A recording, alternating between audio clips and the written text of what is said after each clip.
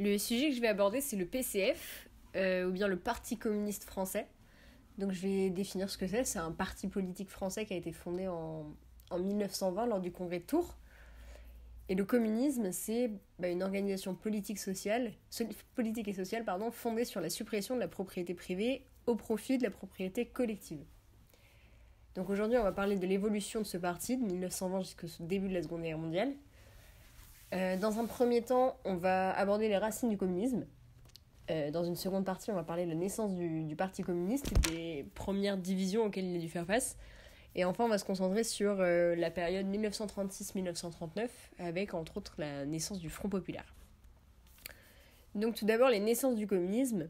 Donc le communisme, ça définit un ensemble de doctrines politiques issues du socialisme, et pour la plupart du marxisme, qui s'oppose au capitalisme et qui vise à établir une société sans classe, sans salariat, et une mise en place d'une totale socialisation économique et démocratique des moyens de production.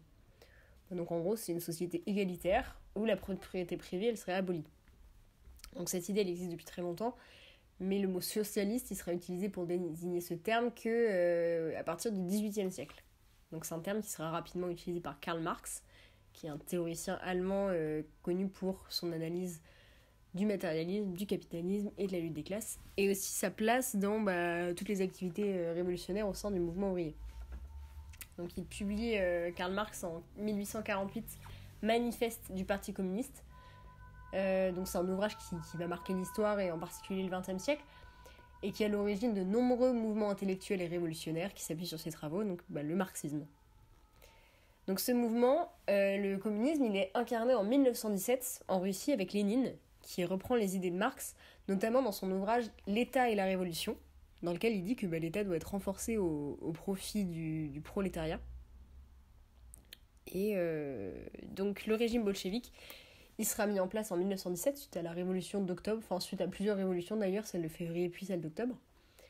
Et on met en avant l'idée de la dictature du prolétariat, donc de l'effondrement des classes et la nécessité des ouvriers à s'imposer. Donc en fait, on a une seule classe qui est le prolétariat et qui agit au nom des masses.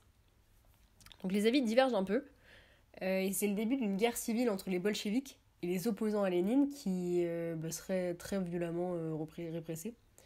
Donc tout d'abord par la suppression de certaines libertés comme la liberté d'expression, la liberté politique, avec d'ailleurs la suppression de l'Assemblée suite aux élections de 1918, et plus tard la suppression de tous les autres partis.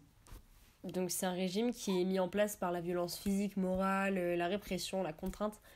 Donc en fait on traque les opposants, on les réduit au silence, on a l'omniprésence de la Tchéka qui est la police politique, on crée des goulags, on a l'armée rouge qui lutte contre les révolutionnaires.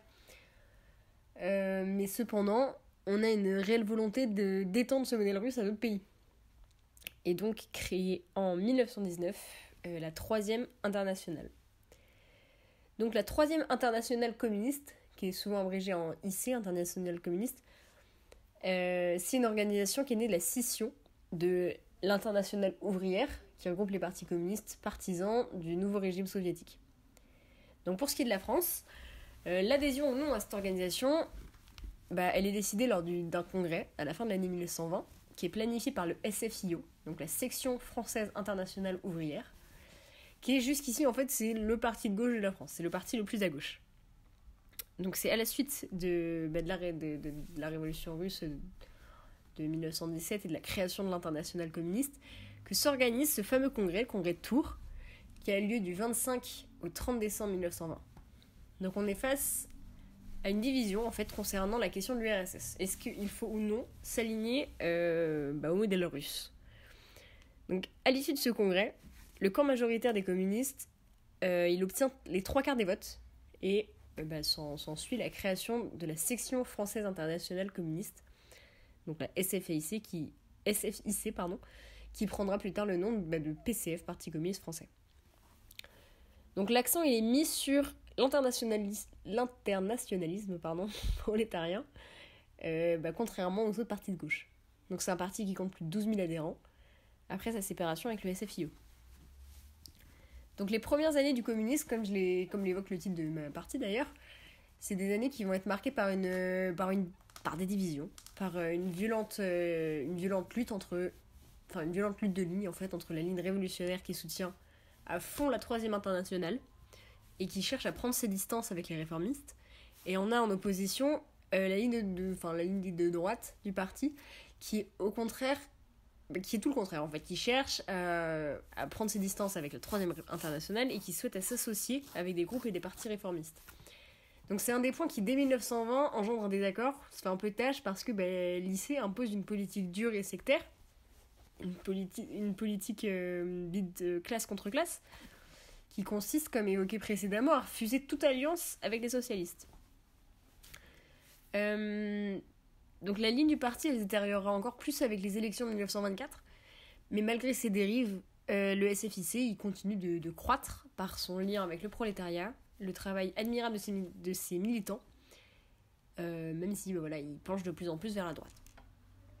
Donc en 1925, le parti il compte plus de 150 000 adhérents. Donc c'est suite à l'adhésion de la Troisième Internationale que prend place la bolchevisation, qui consiste en fait à l'étude et l'application des leçons russes et internationales. Donc en fait on s'appuie sur le modèle russe et les expériences de toutes les autres sections qui ont des luttes actives et sérieuses quoi. Donc le parti se proclame bolchevique. Il s'engage comme un parti qui peut utiliser les moyens légaux, mais qui doit se doter d'un appareil clandestin et qui ne doit pas exclure l'action illégale. Donc cette période, elle sera marquée par un activisme militant qui conduit à des arrestations fréquentes.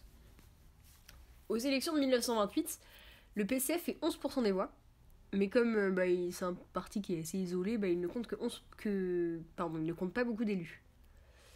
Donc à la tête du parti, on trouve des hommes comme Duclos, Frachon ou encore Thorez.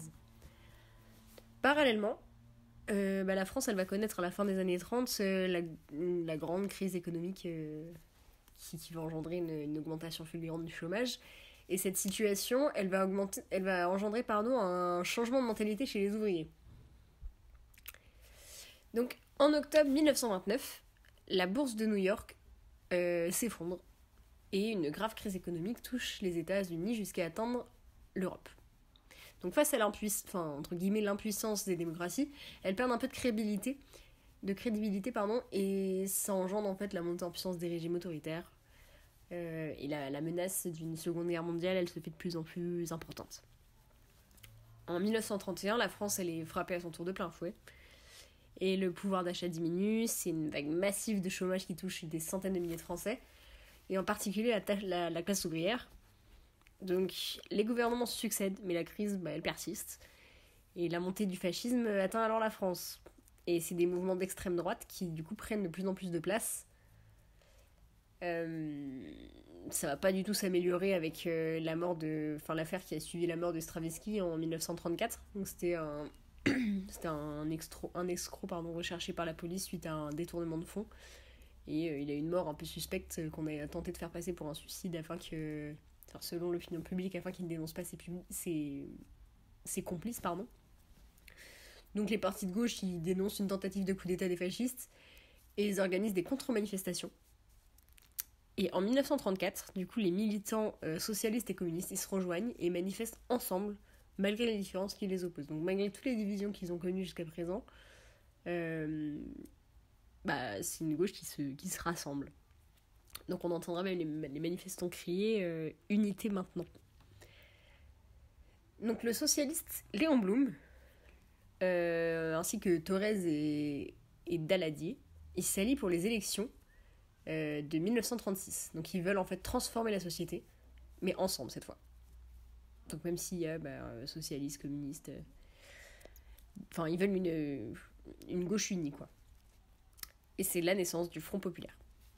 Donc le 3 mai, l'unité elle a payé et c'est le Front Populaire qui remporte les élections, ce qui engendre une immense vague d'espoir, un immense espoir de changement. Mais cependant, avant l'investiture de Léon Blum, il y a un petit laps de temps entre les élections et son investiture, il y a des grèves sans précédent qui éclatent en France. Donc pour la première fois, c'est les ouvriers qui quittent les usines, c'est un mouvement qui se propage partout chez les commerçants, donc bouchers, coiffeurs, agriculteurs. C'est 2 millions de personnes qui sont dans les rues de Paris, dans une ambiance un peu de fête populaire. Parce que en fait, ils fêtent aussi la victoire du Front Populaire. Mais le 7 juin 1636, donc Léon Blum, le lendemain de son investiture, il négocie les réformes tant attendues. Donc le lendemain du 7 juin, donc le 8 juin, sont signés les accords de Matignon. Donc c'est un grand pas, c'est plein de réformes, des salaires qui augmentent, des semaines qui passent de 48 à 40 heures, des congés payés. Mais malheureusement, le chômage il reprend de plus belle moins d'un an après. Le Front populaire vacille et c'est Léon Blum qui démissionne en 1937. Donc c'est un peu l'échec du Front populaire, mais les réformes sociales continuent. Donc le PCF a un peu atteint le stade final de son évolution. Il répond encore aux critères du bolchevisme, mais il dispose maintenant d'une autorité suprême qui permet de trancher éventuellement les débats et de résoudre les conflits. Donc en conclusion, on peut voir que le communisme en France, partagé entre division et union, a connu bien des évolutions. Donc en tirant de ses racines du marxisme, il a su, après sa mise en place en France en 1920, se dissocier du socialisme pour suivre les traces des soviétiques, puis ne former plus qu'un et même groupe avec le Front populaire à la fin des années 1930. Donc c'est un parti qui verra encore d'autres évolutions avec l'arrivée de la Seconde Guerre mondiale, avec sa censure progressive jusqu'à même son interdiction, par exemple. Mais celui-ci, bien qu'ayant une petite place dans la politique française actuelle, reste présent encore aujourd'hui. Et il a d'ailleurs fêté son centenaire l'an dernier. Le sujet que je vais aborder, c'est le PCF, ou bien le Parti